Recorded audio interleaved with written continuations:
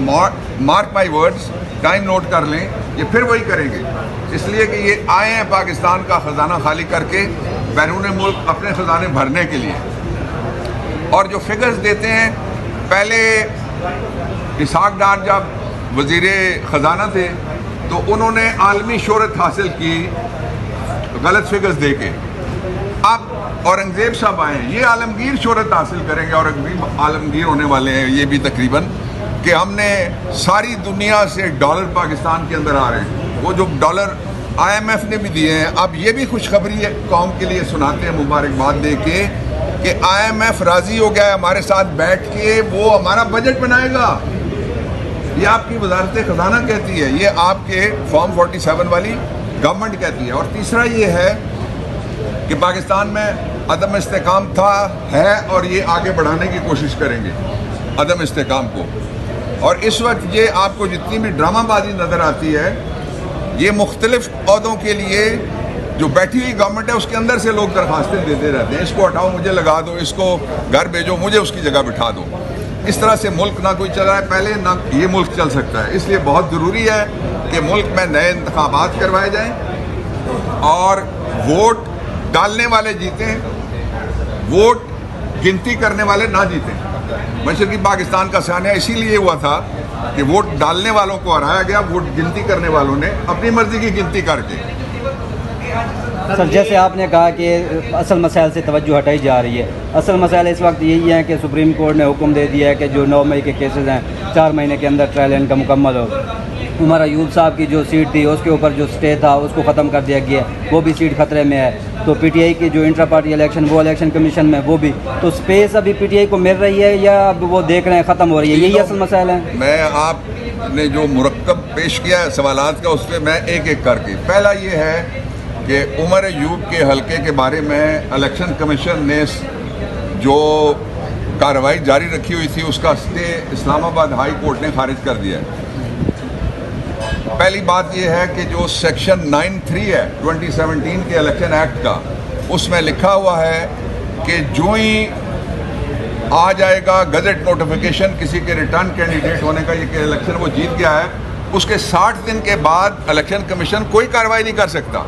ये तो कई 60 दिन गुजर गए, इसलिए इलेक्शन कमीशन अब सियासत कर सकता है। और उसके लिए उमर अयूब साहब सुप्रीम कोर्ट आ रहे हैं हाई कोर्ट के फैसले के खिलाफ। और जो कार्रवाई इलेक्शन कमीशन ने जारी रखी हुई है वो साबित करती है कि इलेक्शन कमीशन गैर जानिबदार नहीं, जानिबदार है। आपके सामने दर्जनों नहीं सैकड़ों पूरे पाकिस्तान से मुकदमे उन्होंने ये कह के भेज दिए कि आप इलेक्शन ट्राइब्यूनल बन रहे हैं, आप वहाँ चले जाएं। एक बात ये।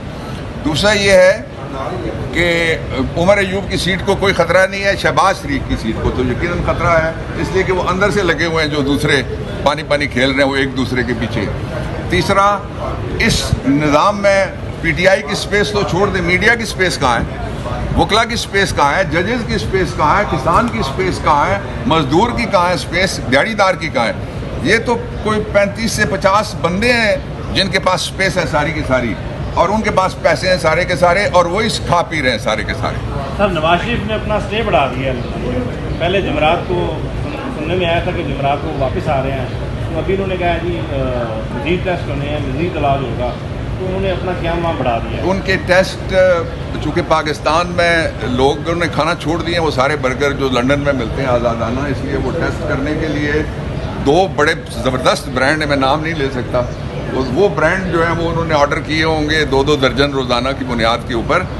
यहाँ होते हैं तो उछल कूद कर रहे होते हैं कि मैं बीमार हूँ मुझे बाहर भेजो, बाहर जाते हैं तो वहाँ जाके उनके पता नहीं क्या क्या ख़राब हो जाते। Don't want to comment on it. अब तो वो फ्रॉड खुल गया है क्या? सर, आपने मिसाइल बयान की हैं, यहाँ पे किसानों की मिसाइल बयान की हैं, नहरों पे बात की है, लेकिन आपकी पार्टी अंदर से टूट रही है, वो मिसाइल पे बात नहीं कर रही है। मैं इस पे तबसरा कर देता हूँ। आपने कहा PTI अंदर से टूट रही है, नहीं टूटेगी। 3.5 साल हो गए, जोर लग गया है, ना कोई फॉरवर्ड ब्लॉक बनेगा, ना कोई एंटी इमरान पार्टी बनेगी, ना ही उसमें से कोई अवाम के ख़िलाफ़ जो खड़ा होगा, यानी विल ऑफ द पीपल के ख़िलाफ़, उसका कोई मुस्तकबिल है।